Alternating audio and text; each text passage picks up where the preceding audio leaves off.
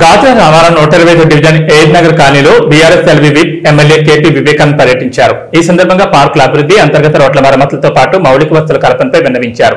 అనంతరం MLA KP Vivekanand మాట్లాడుతూ రోజురోజుకు పెరుగుతున్న జనాభాకు అనుగుణంగా విస్తరిస్తున్న హైదరాబాద్ నగరంలో మౌలిక వసతుల కల్పనకు అధిక ప్రాధాన్యమిస్తూ గత 12 ఏళ్ల కాలంలో కోట్లాది రూపాయల నిధులు వెచ్చించి అభివృద్ధి పరిచామని, రానున్న రోజుల్లో కూడా ఏడ్ నగర్ అభివృద్ధి కృషి చేస్తామన్నారు.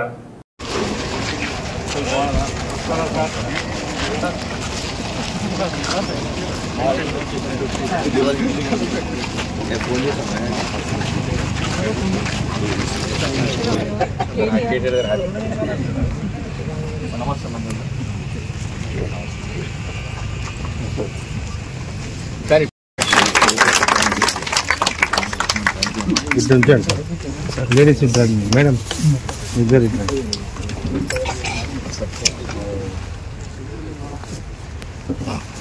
మేడం ముందుకు రండి, ఇక్కడ రండి. Right sir.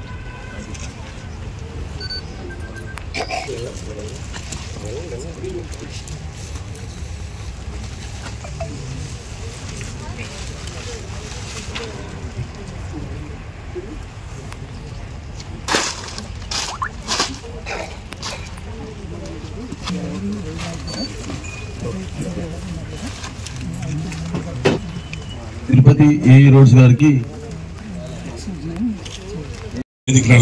పెద్దలందరికీ ప్లస్ సభకు హాజరైన మీ అందరికీ ధన్యవాదాలు. ఈ సొసైటీ 1983 ఏర్పడింది, కానీ ల్యాండ్ 1994లో అలాట్ అయింది. లేఅవుట్ వచ్చి 2001లో టెంటెడ్ లేఅవుట్, 2005లో ఫైనల్ లేఅవుట్ అప్రూవ్ అయింది. మా ఎంప్లాయీస్ అయితే కొద్దిగా డిఫరెంట్ రీజన్స్ మూలంగా కన్స్ట్రక్షన్ ప్రాపర్గా జరగలేదు. ఈ మధ్య కాలంలో కన్స్ట్రక్షన్ జరుగుతున్నాయి.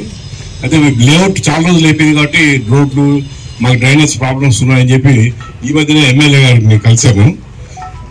సార్ ఇమీడియట్ గా మాట్లాడి పాజిటివ్ గా రెస్పాండ్ అయ్యి నేను త్వరలో మీకు అఫీషియల్స్ మీటింగ్ అరేంజ్ చేస్తాను, అరేంజ్ చేసిన తర్వాత జాయింట్ మీటింగ్ పెడతాము, అప్పుడు మీరు నేను డిస్కస్ చేస్తాను ప్రామిస్ చేశారు. కొద్ది బిజీ షెడ్యూల్ మూలంగా కొద్దిగా లేట్ అయింది. బట్ ఇప్పుడు దానికోసం ఈరోజు అటెండ్ అయ్యాను. మా సొసైటీ తరఫున ధన్యవాదాలు తెలుపుతున్నాను. అందరికీ నమస్కారాలు. మేము ఈ కాలనీ డెవలప్ చేయడానికి చాలా 10-15 సంవత్సరాల నుంచి ప్రయత్నాలు చేస్తూనే ఉన్నాము. కానీ ఇది ఒక 94 acres పెద్ద లేఅవుట్ అవడం వల్ల, ప్లాట్స్ సైజులు కూడా పెద్దగా ఉండడం వల్ల రిటైర్డ్ ఎంప్లాయీస్ అందరూ కట్టడానికి ఇంతవరకు ముందుకు రాలేదు. ఈ మధ్యకాలంలో ఇక్కడ చుట్టుపక్కల డెవలప్మెంట్ చాలా ఫాస్ట్గా, చాలా వేగంగా జరుగుతుంది. కానీ ఈ కాలనీలో మాత్రం ఈ ప్రాబ్లమ్స్ ఉన్నాయి. మాకు ప్రాబ్లమ్స్ ఏంటంటే మెయిన్ వాటర్ సోర్స్ లేదు సార్. మాకు వాటర్ ఇక్కడ గ్రౌండ్ వాటర్ లెవెల్ కూడా చాలా, అంటే 1500 feet వెళ్తే కానీ అది కూడా వెరీ ఫ్యూ ప్లేసెస్. సో దానివల్ల ఈ వాటర్ లేకపోవడం వల్ల ఈ 10 సంవత్సరాల క్రితం వేసిన రోడ్లు అవి చాలా దెబ్బతిన్నాయి. అండ్ నవ్వు ఎప్పుడో వేసిన డ్రైనేజ్ ఇప్పుడు మేము ఎవరైతే ఇల్లు కట్టుకుంటారో వాళ్ళందరి డ్రైనేజ్ పైప్ లైన్స్ అన్ని కూడా మేము రిప్లేస్ చేస్తున్నాం. రిప్లేస్ అంటే అవి పాడైపోయినాయి, వాటిని అన్నిటికీ రిపేర్ చేస్తున్నాం మేము.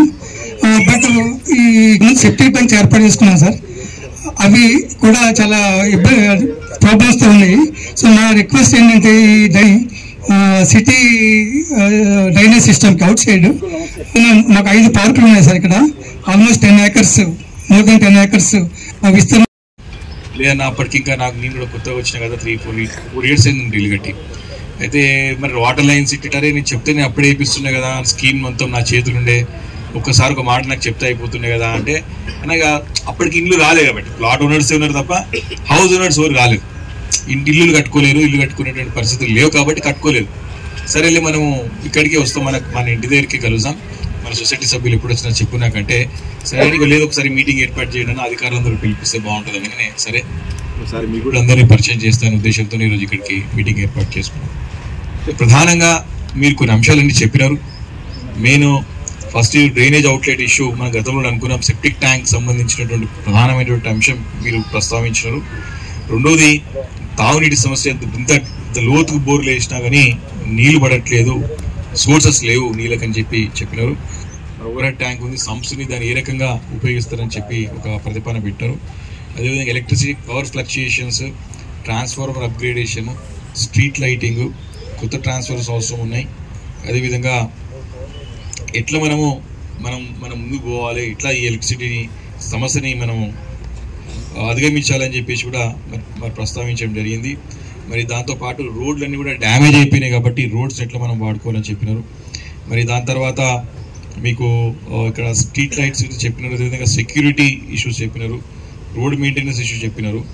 ఇవన్నీ కూడా ఒకటొకటి మనకి ఇక్కడ రోడ్డు పెద్ద ఎత్తున చెట్లు పెరగడం మరి ప్రధానమైన అంశాలు ఇవన్నీ కూడా. అయితే నేను మీకు అన్నీ కూడా ఇప్పుడు అందుకే అధికారులు రమ్మని చెప్పినాను. ఫస్ట్ ఏంటంటే డ్రైనేజ్ సమస్య వచ్చేసి అవుట్లెట్ ఏదైతే ఉన్నదో గతంలో నేను డీజీఎం గారు చెప్పిన, జీఎం గారు కూడా చెప్పినాను, మాధవి గారు కూడా చాల్సిన అవసరం ఉంటుంది, చాలా పెద్ద ఎత్తున నిధులు పెట్టాల్సిన అవసరం ఉంటుంది. ఇది జిహెచ్ఎంసీ ప్రాంతంలో ఉంది కాబట్టి చేసుకోవచ్చు, కానీ మనకి గృహ సమాధానాలు రాలే కాబట్టి జనరలీ ఆఫీసర్స్కి ఏముంటుంది, ఇల్లు రాలే కదా అనే ఒక ఫీలింగ్ ఉంటుంది. కాబట్టి ఏదైతే ఎమర్జెన్సీ ఉందో ఒకటి పెట్టుకుంటూ మనం ముందు క్రమ పద్ధతిలో ప్రయారిటీ వైజ్ చేసుకొని first priority, second priority, third priority పెట్టుకుని చేసుకుంటూ ముందుకు పోదాం. అయితే నీకు వాటర్ ప్రాబ్లం వచ్చి కూడా ఏం చేద్దాం, వాటర్ సోర్స్ గురించి ఏం చేద్దాం అనేది కూడా